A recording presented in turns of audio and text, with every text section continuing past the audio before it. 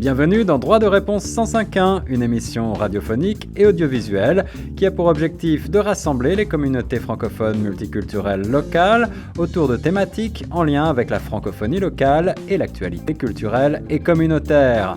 Cette initiative est rendue possible grâce au Fonds canadien de la radio communautaire.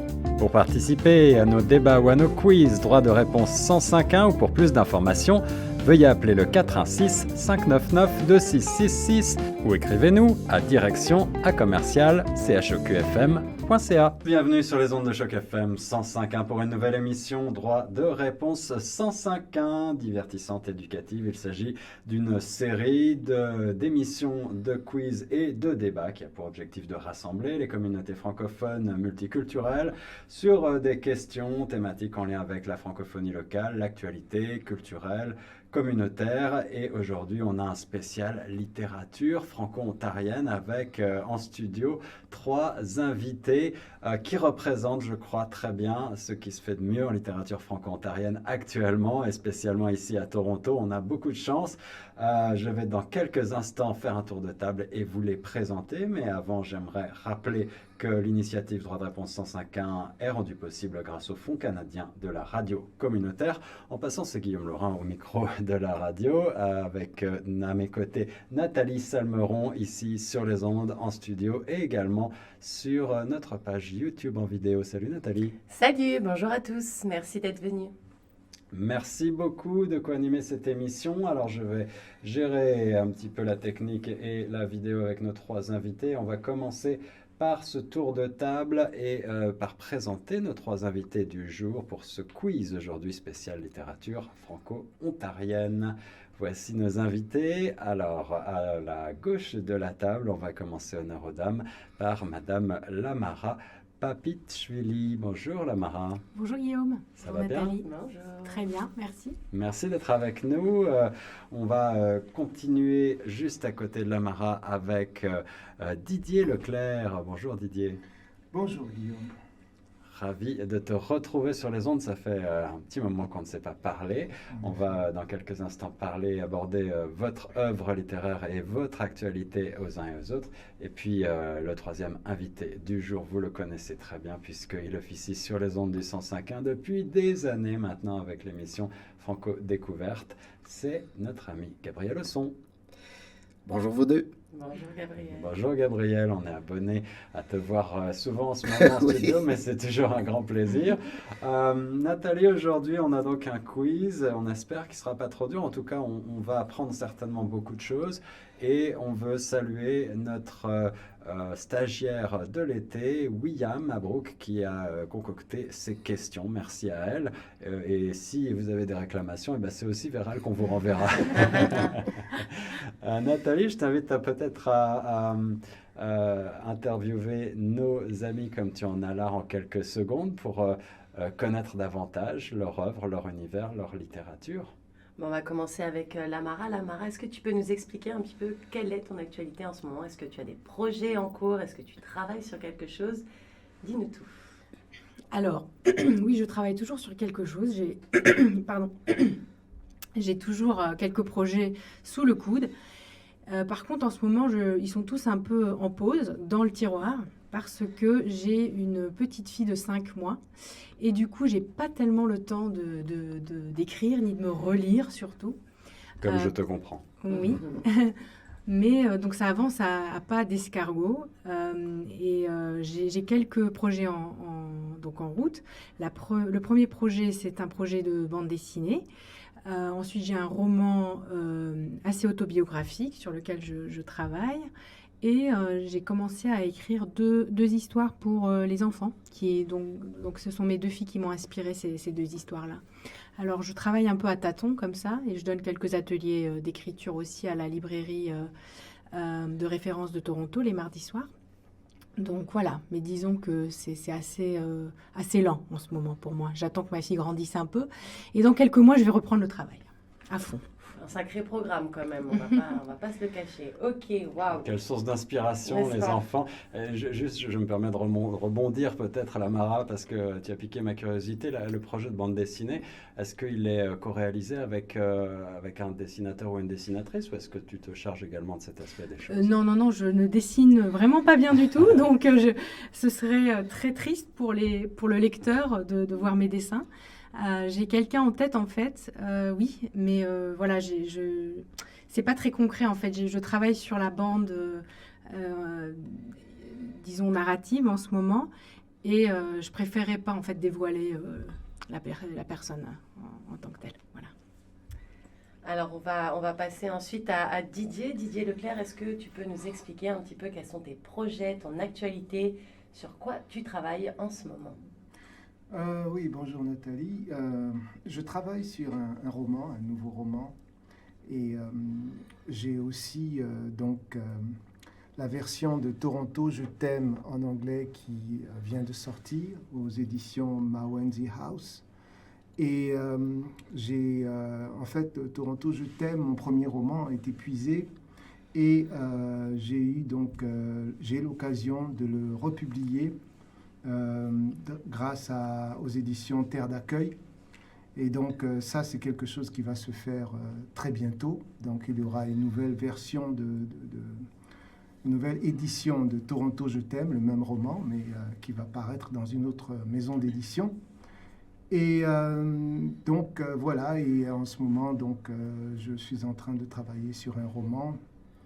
Et on verra ce qui va se passer après. Je ne sais pas, peut-être qu'il va paraître dans une maison d'édition nouvelle, ou peut-être que je vais publier ça dans la même édition dans laquelle j'ai publié les autres, mais on verra, c'est quelque chose à suivre. Et est-ce que, petite question, parce que j'y connais pas grand-chose et du coup tu as attisé ma curiosité, est-ce que les maisons d'édition, c'est un choix de l'auteur? Est-ce que c'est toi qui choisis la maison d'édition dans laquelle ton livre est publié, ou c'est une autre personne qui prend cette décision? Non, c'est l'auteur qui envoie son manuscrit. Et donc c'est réciproque. Si la maison d'édition est d'accord, eh bien elle le prend. Sinon, bien on tape à une autre porte. Et on va finir ce tour de table avec notre cher ami Gabriel Osson. Gabriel Osson qui a plusieurs casquettes, dont celui d'auteur également. Est-ce que tu peux nous parler de ton actualité littéraire, Gabriel? Ah oui, tout à fait. J'ai un roman que j'ai terminé au mois de décembre depuis l'année dernière, que j'essaye de terminer la correction. Puis là, je ne trouve pas le temps, évidemment, pour le faire. Mais depuis, j'ai commencé un nouveau projet. Donc, je fais de la recherche pour un roman historique sur la famille de Toussaint Louverture, qui avait été déportée en France en 1802. Donc là, ça m'amène, je vais faire mon deuxième voyage en France dans quelques semaines pour conclure un peu les recherches, puis après ça me mettre à plein temps à l'écriture. Donc entre-temps, bien, je fais mes performances poétiques et les salons du livre d'usage et toutes sortes de trucs là qui nous tiennent occupés en tant qu'auteur. Eh bien, que d'actualité chez nos chers invités aujourd'hui, Guillaume, n'est-ce pas? Eh oui, et on enregistre cette émission alors qu'on vient de passer la journée des Franco-Ontariennes et des Franco-Ontariens, on le rappelle. Je crois que Gabriel était un des invités d'honneur de Francophonie en fait. Vous avez pu le croiser dans la ville reine. Il est partout. Nathalie, on va passer à cette première question du quiz sans plus tarder. Et puis, je pense que ça va nous donner l'occasion un petit peu de parler davantage de littérature franco-ontarienne. Et j'espère de faire découvrir et de vous donner envie, chers auditeurs, de lire davantage de livres de nos auteurs favoris. Alors, la première question, comment s'appelle la pièce de théâtre de Jean-Marc Dalpé qui a remporté le prix du gouverneur général en 1989? Petit A, Une nuit à Sudbury. Petit B, Le chien. Petit C, L'homme invisible. Ou petit D, Le testament du couturier? Il faut que nous répondions à la... Faut lever la main. Faut lever la main. Oui. Bon. Voilà, le premier ou la première qui trouve la bonne réponse lève la main. Est-ce qu'on a droit à des petits collants? Non, mais Même pas. Oh je non. garde les comptes. Ok. Si ma mémoire est bonne, c'est Le chien. Alors, Gabriel nous donne cette réponse B, Le chien. Est-ce que quelqu'un d'autre voudrait Je suis du même avis. même avis? Alors, on va demander à Nathalie si c'est bien la bonne réponse. Nathalie qui va prendre les comptes et Oui, nous donner les je résultats. fais les petits autos sur le côté. Alors, effectivement, c'est bien la réponse B, c'est bien Le Chien. Jean-Marc Dalpé signe avec cette pièce un premier texte écrit en solo. Le chien donne une voix à Jay qui revient dans son village natal après 7 ans d'absence dans l'espoir de faire la paix avec son père. Roy Dupuis, lui-même originaire du nord de l'Ontario, qui incarne Jay dans la création de la pièce en 1988. Quand même. Du coup, je vous donne un demi-point chacun parce que vous aviez tous les deux la bonne réponse. Vous la généreuse, Nathalie. Oui, toujours. Alors, on passe à la question numéro 2 de ce quiz spécial littérature. Vous avez compris qu'on parle de romans, mais aussi de théâtre, de poésie et finalement de tous les écrits franco-ontariens, je pense, aujourd'hui dans cette émission. Alors, pour la question 2, ailleurs au pays, cet animal peut être gris, mais pas dans la côte de sable, chère à l'auteur Daniel Poliquin. Le dit animal prête sa couleur au titre de l'un de ses premiers romans. De quelle espèce s'agit-il? Petit A, l'ours brun. Petit B, le jet bleu. Petit C, l'écureuil noir. Ou petit D, la souris verte. Ah, une main de Didier. L'écureuil noir. D'accord. Est-ce que c'est un avis qui est partagé? c'est- Oui, tout à fait, Oui, tout à l'écureuil fait. noir. La Mara a compris, Oui, elle veut j'ai son tir de compris. poing. Et c'est très typique du coin d'ailleurs, les écureuils noirs. Oui, oui, on salue la créativité en passant notre ami William pour ses possibles réponses. J'aime bien la souris verte. Nathalie, donne-nous la bonne réponse. Eh bien, effectivement, donc la réponse était bien l'écureuil noir, réponse numéro C. Par le biais de son personnage en crise identitaire à 40 ans, Calvin Winter, Daniel Poliquin évoque le quartier de son enfance, mais aussi la réalité de l'assimilation voulue, assumée ou crainte. L'écureuil noir, publié en 1994, était le 4e roman de l'écrivain et traducteur. Beaucoup de références que l'on remettra, je pense, également en ligne sur le site Choc FM et sur la page YouTube de Choc FM pour celles et ceux qui voudraient aller plus loin. Nathalie, troisième question de ce quiz. Alors, question numéro 3. Quel tandem a initié et concrétisé la journée du 25 septembre comme j'achète un livre franco-ontarien? Alors, S, petit A, Denis Truot et Blaise Ndala. Petit B, Michel Matteau et Yvon Mallette. Petit C, Monique Bertoli et Jacques Flamand. Ou alors, petit D, Michel Dallaire et Mireille Messier. Ouh, une main de la Mara. Alors, c'est Michel Dallaire et Mireille Messier. Est-ce que c'est un avis qui est partagé par vous, messieurs? Nous sommes tout à fait d'accord. C'est un avis catégorique. Exactement. Eh bien, c'est une bonne réponse de la part de Lamara, effectivement. Réponse D, Michel Dallaire et Mireille Messier. Donc, c'est le regretté poète Michel Dallaire qui est le premier à lancer l'idée d'un pendant franco-ontarien à l'initiative québécoise. L'auteur de jeunesse Mireille Messier, quant à elle, a pris la balle au bond il y a 5 ans et créé une campagne initialement virtuelle invitant les gens à acheter en librairie ou à commander un livre franco-ontarien dans la journée du 25 septembre. Et cette année, Mireille a été jointe par Marie-Josée Martin d'Ottawa, qui maintenant a secondé Mireille cette année pour la campagne qui est en cours, qui vient de se terminer. Merci pour ces précisions. Alors, ça veut dire, Gabriel, que donc, bien sûr, le 25 septembre venant d'être passé, la campagne a eu lieu, j'imagine. Oui. Comment est-ce qu'on fait pour participer, en quelque sorte? La question des librairies francophones à Toronto, c'est toujours une grande question.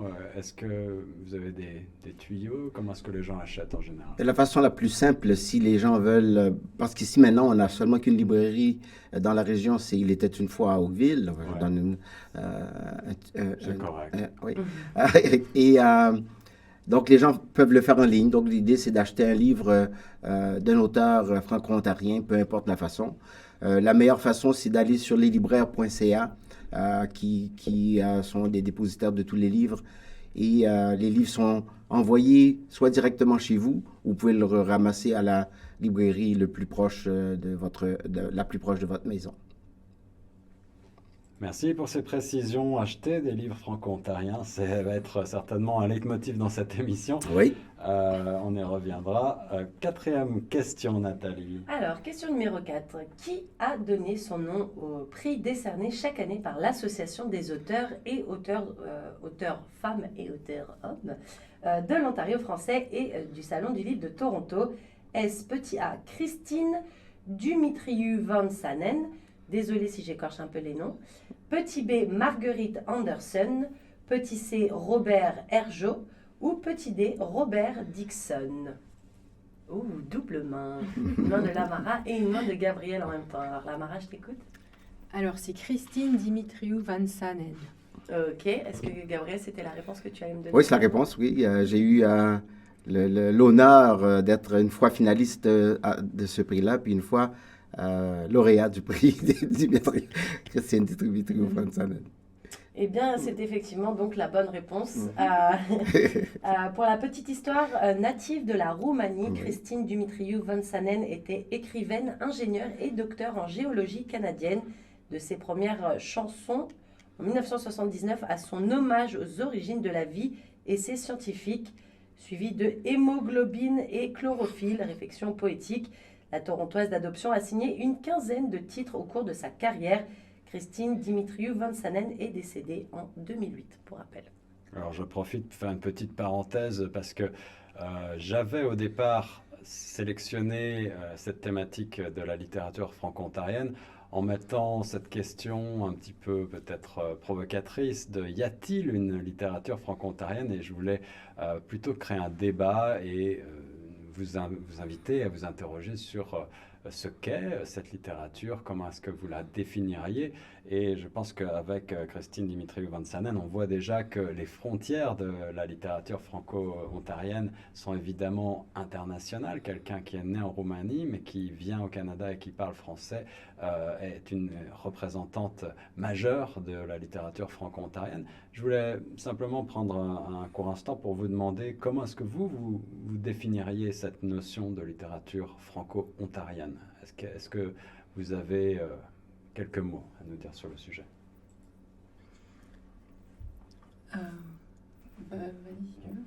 Je dirais que pour moi, la littérature franco-ontarienne est à son balbutiement.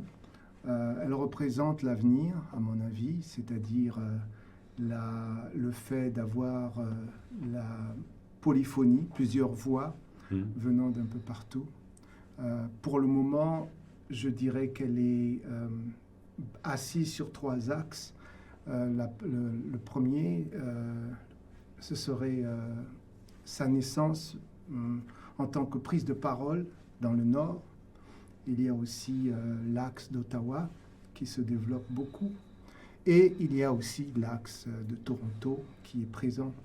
Et donc, ce sont ces trois axes qui font en sorte que l'on peut parler d'une littérature franco-ontarienne polyforme. Et nous avons donc ici un mouvement littéraire, des institutions littéraires qui, en fait, vont se développer dans les années à venir. Voilà. Lamara, tu voudrais ajouter un mot? Oui, donc pour moi aussi, je suis d'accord avec ce que Didier dit, mais je trouve aussi que la littérature franco-ontarienne, c'est vraiment le multiculturalisme. En fait, c'est vraiment représentatif du Canada. Tout le monde ici est issu d'immigration et nous retrouvons tous sur un territoire aborigène. Et donc, forcément, il y a un mélange d'identité et d'accent en français aussi. Ouais. Donc, ça représente vraiment ce mélange multiculturel pour moi. Gabriel, est-ce que tu voudrais ajouter un mot peut-être? Oui, pas grand-chose à rajouter, sinon j'aime beaucoup l'idée du métissage de cette littérature franco-ontarienne. Elle est née au départ, comme Didier le mentionnait, dans le nord de l'Ontario. Pendant longtemps, ça a été le bastion.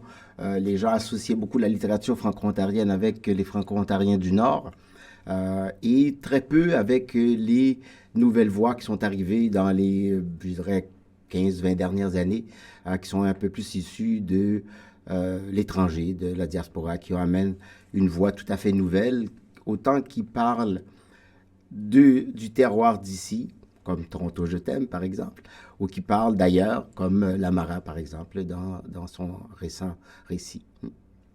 Et en ce qui concerne le fait d'être en situation minoritaire, linguistiquement parlant, on parle souvent d'une littérature peut-être engagée, d'une littérature qui mène une lutte pour le français. Est-ce que c'est votre sentiment ou est-ce que ça va bien au-delà? Bien, je crois que c'est en effet une littérature qui lutte pour le fait français. C'est aussi, elle ne lutte pas simplement pour le fait français à cause du fait que l'on soit minoritaire et que la majorité parle anglais. Je crois qu'elle lutte pour son existence en tant que minorité vis-à-vis même de la littérature québécoise. Parce qu'elle n'est pas très connue là-bas. Elle doit tout le temps rappeler qu'elle existe. Il y a eu des incidents très connus où, je ne sais pas, Denise Bombardier qui a mentionné qu'on n'existait plus pratiquement. Donc, c'est quelque chose qu'il faut noter, c'est qu'elle lutte non seulement pour le fait français, mais pour sa propre existence, tout simplement. Et donc, c'est quelque chose qui, dès la prise de parole, c'était ça. C'est-à-dire qu'il fallait et il faut toujours réclamer notre place et la maintenir.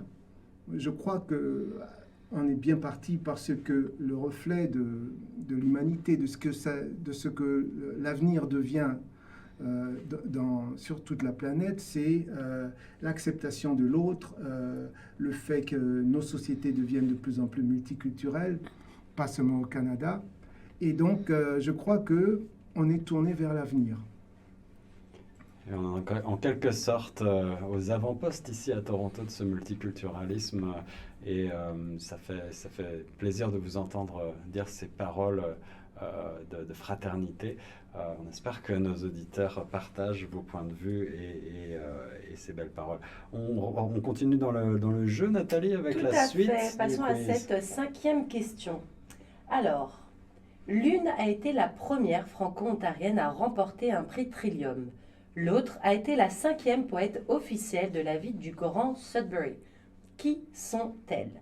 Petit A, André Christensen et Tina Charlebois. Petit B, André Lasselle et Chloé Laduchesse.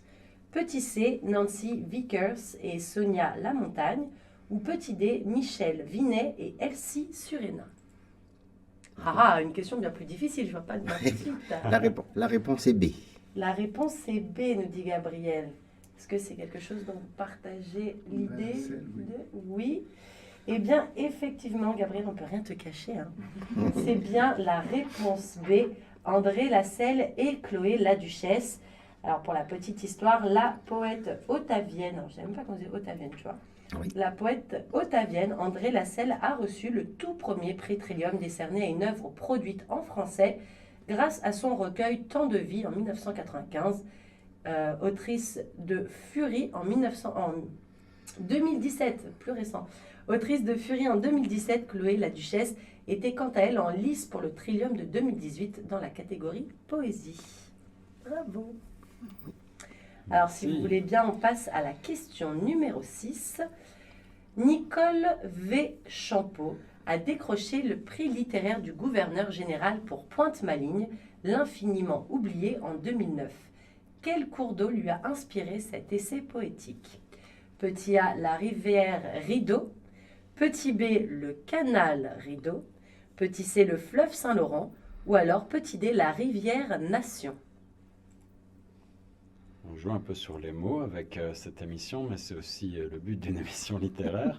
On vous laisse quelques secondes pour réfléchir. Je vais deviner, c'est pas grave. Oui, c'est correct, Lamara. Je vais dire le fleuve Saint-Laurent. Allez. Fleuve Saint-Laurent. Nathalie, on vérifie. Eh bien, c'est une bonne réponse. On n'a que des bonnes réponses. Que des bonnes réponses, vous êtes trop fort. C'est incollable. Exactement, donc oui, c'est bien la réponse C, le fleuve Saint-Laurent.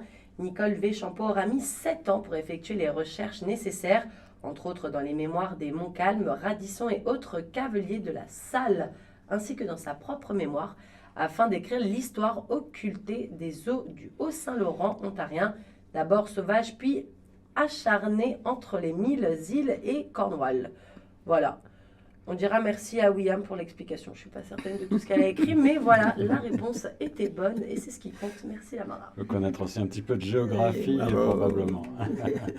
Alors, on passe à la 7e question, Nathalie. Alors, oui. Jusqu'à date, on se situe comment là au niveau Alors, des, on fait déjà un petit des point sur les petits comptes? totos. On peut s'amuser un petit peu, oui. Ok, Parce qu'on a la alors. 7e question.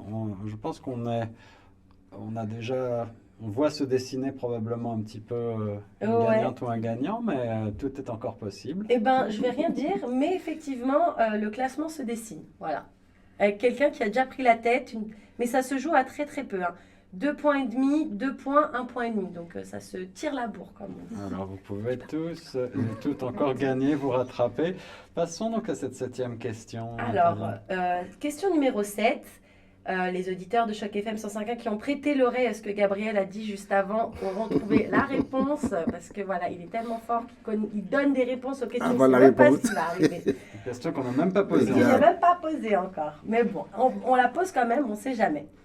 Les librairies indépendantes francophones sont un maillon essentiel de la chaîne du livre, mais elles s'avèrent malheureusement de moins en moins nombreuses aux 4 coins de la province en Ontario. Pourtant, l'une d'elles a néanmoins ouvert ses portes à Oakville il y a à peu près 3 ans. Comment s'appelle-t-elle? Tout le monde sauf Gabriel. Voilà. Alors, petit A, il était une fois. Petit B, le coin du livre. Petit C, mosaïque. Ou alors, petit D, le nord. Petit A. Il était une fois? Bah Didier, oui. il était une fois, mais oui, Exactement. on l'a dit. Exactement. Donc, économiste de formation et belge d'origine, Nathalie Viqueux caressait depuis longtemps d'ouvrir une librairie. Son vœu s'est donc exaucé en décembre 2016 quand elle a ouvert les portes de sa librairie Il était une fois, donc dans la ville de Oakville. Il faut aller donc jusqu'à Oakville si on veut avoir le bonheur de rentrer dans une librairie, de flâner. Moi, c'est quelque chose qui me manque beaucoup, cette possibilité d'avoir les livres en papier dans la main, de pouvoir les éplucher. En particulier, on parlait tout à l'heure de bande dessinée. C'est aussi quelque chose que je trouve vraiment très agréable de pouvoir voir les livres et s'en imprégner avant de les acheter. C'est quelque chose qu'on ne peut pas faire malheureusement en ligne, évidemment. Vous partagez cette opinion? Oui, moi je partage cette opinion. Qu'est-ce qu'on pourrait faire? Alors, comment inciter peut-être la ville de Toronto, les pouvoirs publics, je ne sais pas, les librairies, les public libraries de la ville à donner davantage à lire en français dans la ville reine? Il faut bannir la télévision, je crois. Mais est-ce possible? Je ne crois pas. Mais je crois que c'est une grande problématique qu'on soulève là. On pourrait parler de ça pendant toute l'heure et on n'aura pas assez. Un, c'est le manque d'accès aux livres, manque d'accès aux bibliothèques, manque d'accès aux librairies. Il y en a, comme vous mentionnez tout à l'heure, de moins en moins dans la province. Les dernières sont en train de tomber une après l'autre. Heureusement, il y en a toujours un ou deux qui se lèvent. J'ai appris dernièrement qu'on allait avoir une nouvelle librairie à Sudbury, donc ça va au moins relancer la vie, si tu fais, dans ce coin-là, parce qu'il n'y en avait plus. Mais vous savez, depuis 2 ans, on a eu quand même subi des assauts assez énormes de la part des librairies publiques qui avaient décidé à un moment donné d'enlever les livres francophones des tablettes parce que, soi-disant, il n'y avait pas assez de lectorat ou les gens ne les empruntaient pas. Mais les livres sont souvent cachés, puis les personnes sont au courant qu'il existe même des livres francophones dans nos fameuses librairies. Bah, je rebondis sur ce que tu dis, Gabriel, parce que moi, j'ai une amie à moi qui lit énormément. Et je lui avais dit, ah, mais tu lis autant de livres en anglais? Parce qu'elle elle est d'origine de France. Et elle m'a dit, mais pas du tout, je lis des livres en français. Et j'ai des livres en français à Toronto. Et en fait, je ne savais pas, même moi, je ne savais pas qu'on pouvait aller à la bibliothèque de Toronto, dans n'importe quelle bibliothèque, et demander des versions françaises de certains livres. Et ils sont normalement dans la mesure de pouvoir les commander, en tout cas de les acheminer jusqu'à la librairie, enfin la bibliothèque justement, et pouvoir les donner, enfin les prêter aux gens. Et donc voilà, donc il faut avoir juste une petite carte de bibliothèque, c'est gratuit il me semble. Oui. Et après on peut faire des demandes de livres en français pour les lire à la maison tranquillement. Et c'est vrai qu'avec, comme tu disais, avec la pandémie, il y a beaucoup de magasins qui ont fermé. Peut-être que ça donnerait envie à certaines personnes d'ouvrir un business de librairie, pourquoi pas, au lieu d'ouvrir un énième café ou un énième boutique de cannabis. Je pense que c'est peut-être mieux d'ouvrir une librairie francophone. Voilà. En tout À cas, bon Mais entendeur. où on va faire quelque chose qui relie tout ça. Eh ben, magasin. un coffee shop, on peut fumer Librairie. du cannabis et lire Vous y des allez livres en français. exactement. On tient un concept, Gabriel, on va parler de marketing. En tout cas, tu as raison de le souligner, Nathalie. On peut donc faire des demandes, et chers auditrices, auditeurs, ne vous en privez pas dans vos bibliothèques municipales. Réclamer des livres en français, c'est, je pense, un bon message aussi à faire passer. Je crois que l'ACFO a milité pour ça il y a quelque temps, notamment lorsque tu en parlais, Gabriel. Il y a eu ces coupes franches dans les bibliothèques municipales, ces tentatives de coupes franches, et puis ça a porté ses fruits puisqu'ils sont revenus en arrière. Donc, continuons la lutte. Oui, autant que possible des livres d'auteurs franco-ontariens. Toujours. Alors, je crois que la 8e question va être très facile pour quelqu'un. On va peut-être C'est ça. l'exclure d'office. Après l'exclusion de Gabriel sur la question précédente, Didier, je t'interdis de répondre à cette prochaine question. Donc, question numéro 8. À quelle ville ontarienne Didier Leclerc déclare-t-il son amour dans un tout premier roman qui lui a d'ailleurs valu le prix Trillium en 2000? Est-ce La Fontaine, Hawkesbury, Windsor ou Toronto? Toronto. Alors, je crois qu'on va mettre un ex-aequo. Oui, exact, Ouais. exactement. Deux mains oui, se oui, lever en on même est temps, au là. courant. On est- Et puis, évidemment, on pourrait même donner un tiers de point aussi à Didier pour avoir On devrait pour- connaître la question. Sans lui, il n'y aurait pas eu de question. Exactement, pour le remercier d'avoir écrit ce livre, Nathalie. Et justement, qu'est-ce qui t'a inspiré pour écrire ce livre il y a quelques 20 ans maintenant, bien plus même? Eh bien, parce que Toronto n'était pas vu, et n'est toujours souvent pas vu par les francophones comme une ville importante. On a tendance à mettre ses préjugés avant de penser à Toronto, en disant c'est des anglophones, les gens pensent d'une façon carrée, ce qui est complètement faux.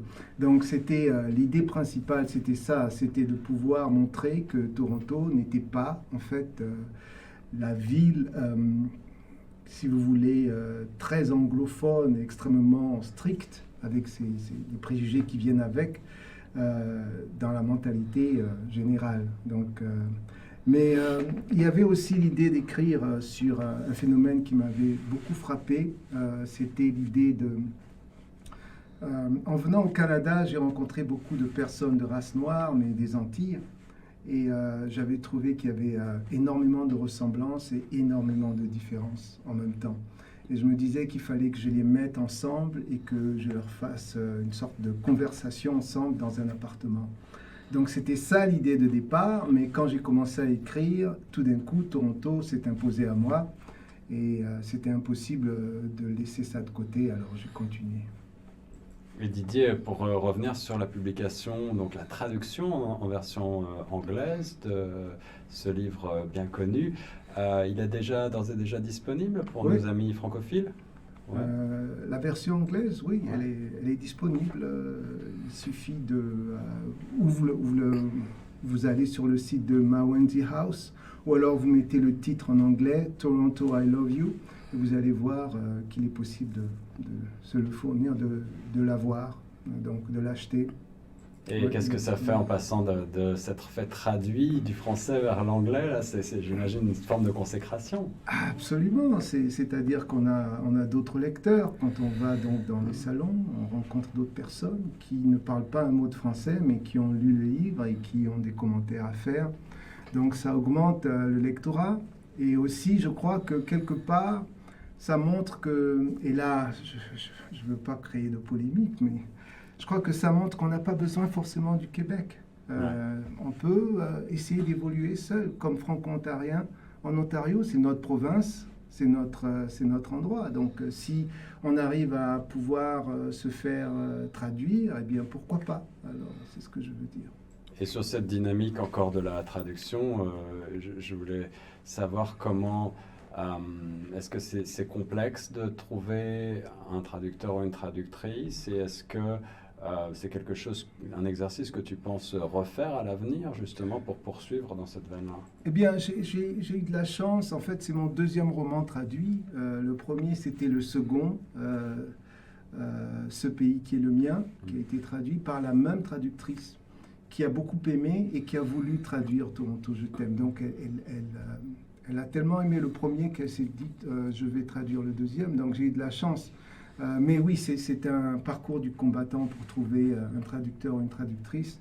Et après ça, il faut trouver les moyens pour pouvoir rémunérer cette traductrice ou ce traducteur. Et troisièmement, il faut qu'il y ait une maison d'édition anglophone qui daigne regarder votre œuvre et essayer de la lancer dans un contexte anglophone. Alors ça fait 3 défis et ce n'est pas facile. Ça veut dire qu'il n'existe pas de maison bilingue, de maison d'édition qui pourrait assumer les 2 casquettes, entre guillemets? Pas en Ontario, non. Non, il n'y en a pas. Peut-être au Québec, mais en Ontario, non, il n'y en a pas. Okay. Nathalie. Eh bien, moi, je vais enchaîner sur la question suivante. La question suivante qui est la question 9. Reconnue pour sa pièce bilingue L'Homme Invisible, The Invisible Man, Patrice Desbiens a été notamment couronné du prix Champlain en 1997 pour les poèmes de ce recueil. Mais comment s'appelle ce recueil? Alors, petit A, Dans l'après-midi cardiaque. Petit B, La fissure de la fiction. Petit C, Un pépin de pomme sur un poêle à bois. Ou petit D, Le quotidien du poète. J'aime beaucoup les propositions. Eh bien, je vais tenter ma chance. A. A, Dans l'après-midi cardiaque pour Didier. Je vais faire un tour de table vu que la question est un peu difficile. Gabriel, est-ce que tu aurais une réponse ou une suggestion? Je vais juste choisir parce que j'ai aucune idée. Il y a le troisième que j'aime juste parce que... Un pépin de pomme sur un poêle à bois? Oui, Okay. parce que j'aime le titre. Oui. Moi, je prends le quotidien du poète. Ok, donc j'ai Dans l'après-midi cardiaque pour Didier, Un pépin de pomme sur un poêle à bois chez Gabriel et Le quotidien du poète. Alors malheureusement, c'est 0. Félicitations, William, pour on avait 4 choix. Il y a 4 choix, vous êtes 3, il n'y en a pas qui a pioché dedans. Félicitations à notre autrice du jour, William. Et c'est lequel? Qui a créé donc les titres qu'on vient de... Ah oui, ouais, le quotidien du poète. Eh bien, non, la bonne réponse, c'est La fissure de la fiction. Oh, c'est ça, le deuxième. Ça, La fissure de la deuxième fiction. proposition. Ouais. Bon. Alors, cumulant plus d'une trentaine de titres à son actif, Patrice Desbiens est originaire de Timmins. Après avoir récolté le prix Champlain pour Un pépin de pomme sur un poêle à bois, il a reçu le prix de la poésie Terrasse Saint-Sulpice en 1998 pour La fissure de la fiction. Et dans l'après-midi cardiaque avait été finaliste du prix gouverneur général en 1985. Voilà. C'est donc bien des titres qui existent vraiment. En fait. Exactement. Par contre, il ne parle pas du quotidien du poète. Je suis désolée, Lamara. Alors, on passe à la question suivante. Essayez de ramasser un petit peu des points parce que là, il y a un gros 0. Alors, question 10. Depuis sa parution en 1980, un roman de Doric Germain dont l'action témoigne de la richesse du terroir dans le nord de l'Ontario est au programme de plusieurs écoles secondaires dans la province. Quel est le titre de ce roman? Petit A, Mon père, je m'accuse. Petit B, Les chroniques du Nouvel-Ontario. Petit C, La vengeance de l'original. Ou alors, petit D, Au nord de notre vie. Oh, une double main levée par Gabriel et Didier. Je vous écoute. C. C, est-ce que Gabriel, c'est C aussi Oui. que tu allais dire? La vengeance de l'orignal. De l'orignal. Orignal, L'orignal, moi, j'ai dit oui. original, super. Eh bien voilà, dans ce titre jeunesse, Doric Germain met en scène 3 chasseurs qui, dévorés par l'appât du gain lorsqu'ils découvrent de l'or et totalement irrespectueux de la faune les entourant, doivent lutter pour rester en vie dans une nature avide de faire valoir ses droits. C'était donc la bonne réponse, la réponse réponse C. Un roman qui semble être en 1980 un petit peu précurseur, presque écologique avant l'heure. Absolument, oui. C'est un très beau livre. Un livre que vous appréciez de Didier, tu Oui, as oui, un je mot à dire? l'ai beaucoup aimé. Il m'a fait penser à Jack London. Oh. Et il y a cette grande épopée du Grand Nord et la défense de la nature. Et c'est vraiment bien fait. Je crois que c'est un très beau livre. La défense de la nature, ça fait partie quand même des titres qui sont aussi au cœur de la littérature canadienne d'une manière générale depuis assez longtemps, c'est vrai, mais qu'on aimerait voir encore plus au cœur des préoccupations des auteurs peut-être. Alors, on va passer à la question numéro 11. Quel manifeste a jeté les bases d'une maison d'édition du nord de l'Ontario ainsi que du collectif des artistes du Nouvel-Ontario en réclamant entre autres d'écrire et de jouer des textes littéraires autres que ceux venus de France? Alors, est-ce petit A, ligne-signe, petit B, prise de parole, petit C, nous sommes, nous serons, ou petit D, Molière, go home? Lamara? Prise de parole. Prise de parole pour Lamara. Gabriel? Même chose. Pareil. Et ben, c'est encore un beau zéro. C'est pas ça la bonne réponse.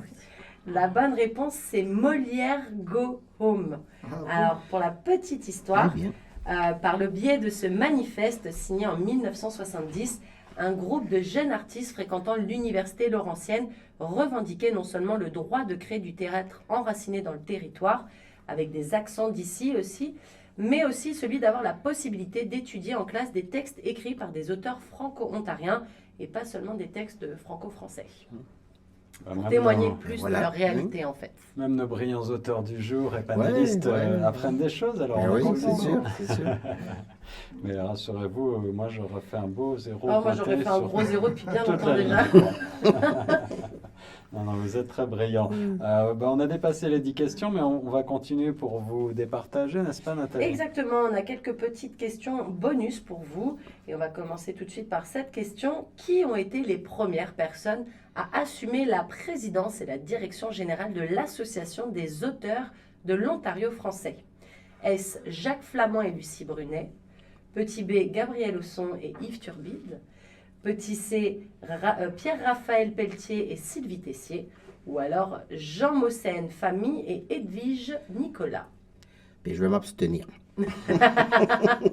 Gabriel est mentionné dans la question, donc on vous laisse Lamara et Didier vous départager.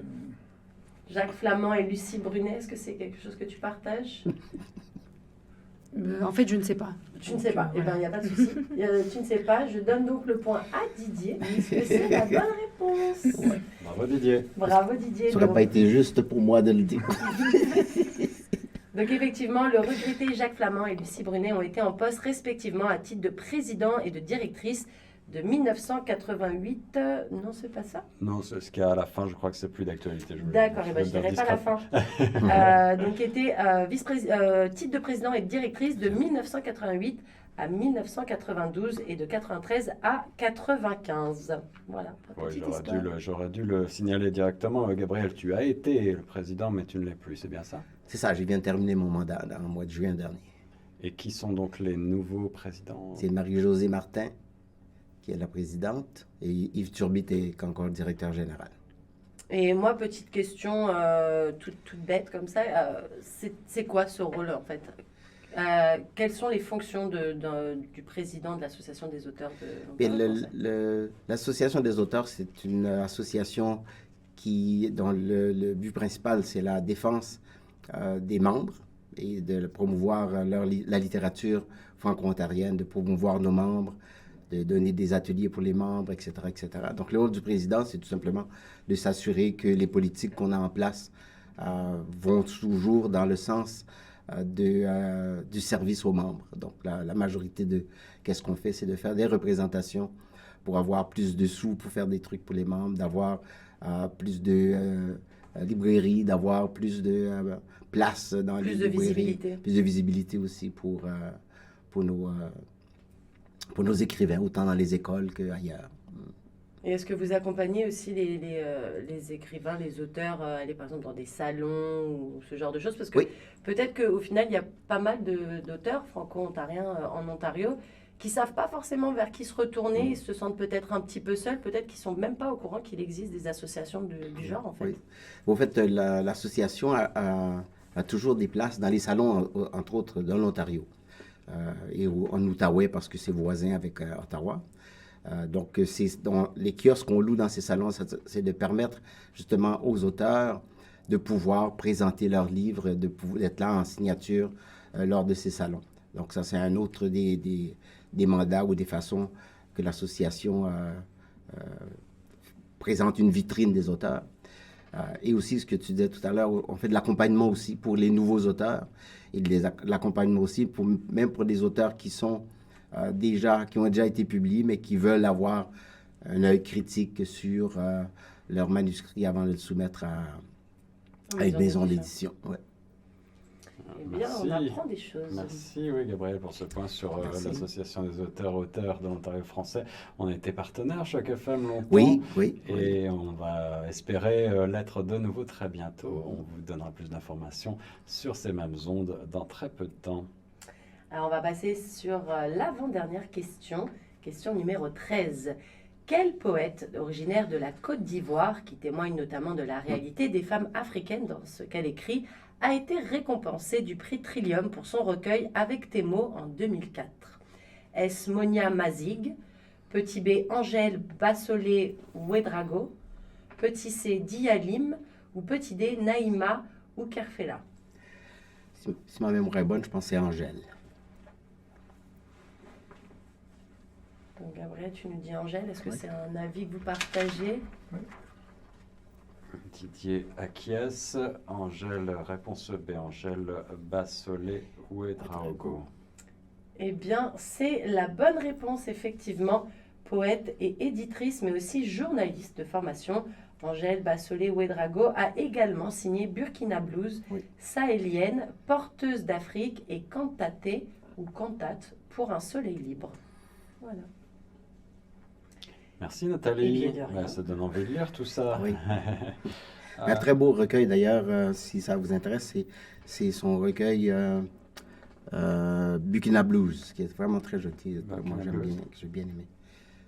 Eh ben, merci pour ce petit avis. Moi, j'aime bien. Ce soir, on va avoir envie de... je vais faire une petite liste à côté. On va aller chercher tout ça. 14e et dernière question. Et dernière Nathalie. question, effectivement. Alors, préparez-vous. Dernière question. La littérature jeunesse franco-ontarienne a elle aussi connu un essor de la publication d'albums pour les tout petits aux romans pour adolescents, qui en a fait un champ d'études publiant une histoire de la littérature pour la jeunesse, Québec et francophonie du Canada en 2003. Est-ce André Poulain ou petit B Michel Laframboise, petit C Daniel Marchildon ou alors petit D Françoise Lepage? Namara? Moi, je crois que c'est André Poulain. André Poulain, d'accord. Est-ce que vous partagez cet avis? Je n'ai aucune idée. Aucune idée. J'irai avec Marchildon, moi. La framboise pour Didier et Gabriel, t'as donné ta Daniel langue au chat. Marchildon. Marchildon. Eh ben, c'est la bulle. C'est le zéro. C'est pas bon. C'est qui encore là? C'est qui là? C'est qui manque? C'est Françoise Françoise. Lepage. la dernière, Tu vois, Françoise, c'est moi clair. je connais pas grand-chose d'elle. Pareil. Exactement. Françoise Lepage a publié plusieurs romans pour jeunes lecteurs, incluant Poupesca, qui lui a permis de décrocher un prix Trillium en 2007, et la série Sébastien de French Hill, notamment également. Et cet auteur est malheureusement décédé en 2010. On apprend des choses, tu vois. Voilà, voilà. Moi, je vais faire mes petits autos maintenant. On apprend beaucoup de choses. Oui. Moi, j'ai eu l'occasion je me rappelle, d'interviewer certains des noms qui ont été énumérés. Michel Laframboise, une autrice pour jeunes, très connue, très prolifique ici à Toronto, Oui. notamment. Ouais. Pendant que Nathalie fait ses totos, est-ce que vous avez un message à lancer à nos auditeurs et nos auditrices? Je pense qu'on a déjà donné le goût de lire un certain nombre de livres, mais où est-ce qu'on peut vous revoir ou vous écouter, vous entendre ces prochains lire. temps? Vous lire. Eh bien déjà, les mardis soirs, si ça vous intéresse et que l'écriture vous intéresse et la lecture, je donne des ateliers, j'anime des ateliers d'écriture gratuits à la librairie de référence de Toronto, sur la rue Yonge, et c'est gratuit. Donc vous pouvez toujours vous inscrire en cherchant mon nom, Lamara Papitashvili, tout simplement dans la barre de recherche de la bibliothèque publique de Toronto. Voilà. Et dans ce type d'atelier, combien de temps ça dure d'abord et c'est ouvert à tous les âges, à tous les... Oui, donc c'est ouvert à tous les âges. La première série est presque terminée. Il y a la dernière série demain soir, le dernier atelier demain soir de la première série. Et ça avait rapport avec donc comment écrire un roman de sa jeunesse. Et la deuxième série va être donc sur 4 ateliers. Ça va débuter la semaine prochaine, mardi soir, et ça va miser donc le style, comment écrire avec intensité. Voilà. Et j'imagine que les jeunes sont en particulier conviés. Quand on parle de jeunes, ça nous intéresse aussi beaucoup à Choc FM. Notre rayon, c'est plutôt la musique, mais la culture au sens large que la littérature. Mais la jeunesse, c'est aussi la relève, évidemment, la jeunesse francophone ici. On est au sein d'une école. Quel est votre sentiment sur la jeunesse et la littérature, et toi en particulier, Lamara, qui anime des ateliers? Est-ce que tu as le sentiment qu'il y a un vrai intérêt, un vrai engouement pour l'écriture? Oui, absolument. Donc, il y a quelques années, j'animais des ateliers d'écriture dans les écoles franco-ontariennes à travers un programme qui était financé par l'Association des auteurs franco de l'Ontario. Malheureusement, il n'y a plus ces fonds-là du gouvernement, donc ce programme n'existe plus. Mais j'avais remarqué donc au sein de ces écoles beaucoup d'intérêt de la part des jeunes, non seulement sur le fait d'écrire en soi, mais aussi sur le métier d'écrivain. Et donc c'était quelque chose de vraiment nouveau pour eux, de pouvoir parler à quelqu'un qui a déjà publié, de connaître donc le parcours, le type de carrière, les études et tout ça. Et donc, c'était vraiment une expérience très enrichissante pour moi-même et pour eux, j'espère. Voilà. Donc, c'était je trouve qu'il y a beaucoup d'intérêt. C'est malheureux, justement, qu'il n'y ait pas cette offre en Ontario, en général, de la langue française. Donc, il y a beaucoup de demandes, je trouve. Il y a beaucoup d'intérêt. Et parmi les jeunes, on ne peut pas vraiment l'entendre, mais je crois qu'elle est là. Et donc, je trouve que l'offre, il faut la donner avant qu'il y ait la demande de la part des jeunes. Parce qu'elle est là, elle se trouve là. Et il suffit simplement de partager cela avec eux. Et puisqu'on apprend avant tout dans les écoles, est-ce que tous les trois, vous avez le sentiment que les écoles francophones locales vous convient ou convient vos livres peut-être à l'étude ou est-ce que vous aimeriez les voir davantage présents dans les bibliothèques des écoles et dans les programmes scolaires peut-être? Est-ce qu'il y a un intérêt, est-ce qu'il y a une littérature franco-ontarienne qui est vraiment mise à l'honneur ici dans les écoles? Je dirais que j'ai été convié il y a quelques années dans certaines écoles qui avaient un de mes livres donc dans leur classe, dans leur programme. Ces dernières années, je n'ai pas été contacté. Je ne sais pas si, encore une fois, c'est les budgets qui ont été réduits. C'est dommage si c'est le cas. Mais en effet, pour répondre à la question directement, oui, ce serait vraiment très bien que l'on puisse mettre à l'honneur la littérature franco-ontarienne dans les écoles francophones de Toronto. Je crois que cette littérature pourrait, par le biais de ces jeunes, continuer à se développer et elle pourrait donc conquérir d'autres marchés, d'autres univers. C'est quelque chose qui est très important et donc, à mon avis, il faudrait continuer à le faire et même progresser là-dedans. Je vais mettre mon chapeau d'ancien président pour faire écho à ce que Lamara disait tout à l'heure par rapport au projet des écrivains dans les écoles, les auteurs dans les écoles, qui malheureusement, le financement a été suspendu par les paliers de gouvernement, donc on ne pouvait pas le faire. On aurait souhaité à l'association que les conseils scolaires prennent la balle au bond et continuent. Ce n'est pas des gros investissements d'argent. Mais tout le monde dit toujours, quand on parle de littérature ou on parle de culture, c'est toujours les premiers qui sont coupés. De dire, là, on n'a pas d'argent, donc on ne peut pas faire venir les auteurs dans les écoles. Malheureusement, pendant la pandémie, j'ai eu la chance de faire plusieurs ateliers à distance. Et les écoles ont sauté dessus parce que, ils n'avaient pas à payer nos déplacements et tout ça. Mais même à ça, ils ne veulent jamais payer un cachet digne, si vous voulez, de l'écrivain ou de qu'est-ce qu'on fait. C'est qu'ils s'attendent toujours à ce qu'on fasse ça un peu, soit à rabais ou gratuitement. Alors qu'il n'y a aucun enseignant, d'après moi, qui enseigne gratuitement. En tout cas, c'est tout un gros débat autour de ça, dans le sens que je crois que si les conseils scolaires voulaient vraiment avoir les auteurs dans les écoles, mais ils pourraient trouver les moyens pour se faire. L'appel est lancé, alors, puisqu'on est encore une fois dans une école, on va vous soutenir, chers auteurs, puisque c'est vous qui faites la culture locale franco-ontarienne et vous êtes en quelque sorte, un petit peu comme Choc FM, une voix, une des grandes voix de la culture en train de se faire sous nos yeux, la culture franco-ontarienne. Nathalie, je pense que tu as les résultats de ce petit quiz et le ou la gagnante à nous indiquer. Eh bien, il y a ex-aequo. Ah, Eh oui, on a un ex-aequo. Alors, c'est Gabriel et Didier avec 4 points, suivi de Lamara avec 3 points. Voilà, bravo les garçons. On est tous des gagnants. Vous êtes tous des gagnants. C'est vrai que vous avez presque fait un sans faute, en tout Oui, cas, vous exactement. trois. Là, moi, j'ai été surpris parce que quand j'ai vu les questions, je me suis dit ça va être vraiment difficile. Mais vous avez relevé le défi de main de maître. Merci infiniment d'avoir participé à ce petit quiz. J'espère que ça vous a plu. Oui. Oui, merci à vous.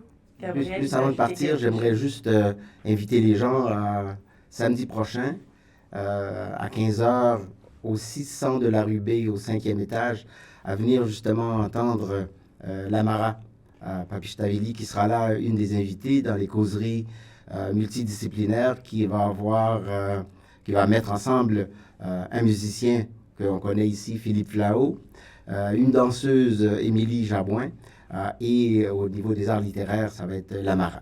Alors, le rendez-vous est pris, ce sera le 2 octobre, c'est bien ça? Le 1er octobre. 1er octobre. Ouais, samedi le 1er octobre. Merci beaucoup à tous les trois et longue vie à la littérature franco-ontarienne sous toutes ses formes. Merci. Merci à vous deux. À bientôt, au revoir. Au revoir. Au revoir.